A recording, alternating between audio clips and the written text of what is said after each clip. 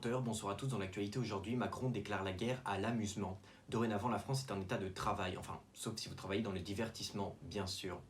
En effet, dans un communiqué, Macron a déclaré le confinement en partie 2, ou plutôt la guerre contre l'amusement. En effet, le confinement en partie 2, c'est comme le confinement partie 1, avec l'attestation où on s'autorise nous-mêmes à sortir, donc voici un exemple. Si l'on ne peut pas télétravailler, on travaille pour de vrai. Tous les magasins restent ouverts, tout sauf le divertissement, c'est-à-dire les bars, les théâtres, les cinémas, les restaurants. Tous les lieux où les Français peuvent s'amuser entre eux sont fermés. Alors il est légitime de se demander pourquoi la France devient un état de travail. Notre équipe est allée enquêter et a trouvé quelques réponses. Vous connaissez sûrement le droïde d'Apple, le Mark Zuckerberg, stylisé Mark Zuckerberg pour le grand public. Ce droïde qui a fondé Facebook et a récupéré des informations personnelles sur tout le monde. Eh bien, il semblerait qu'Apple ait sorti une deuxième version de ce droïde. Vous connaissez le Mac carré. Laissez-moi vous présenter le Macron, stylisé Macron pour le grand public.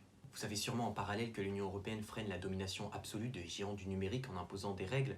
Par exemple, en ce qui concerne les chargeurs, tout le monde devrait utiliser l'USB-C, chose qu'Apple ne fait pas.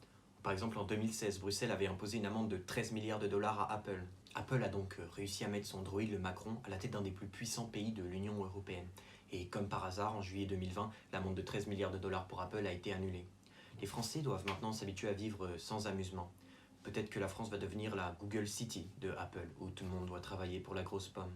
Sur une note un peu plus gaie, le vieux pédophile qui dirigeait l'un des plus puissants pays du monde, les États-Unis, a été remplacé au terme des élections américaines par un vieux pédophile.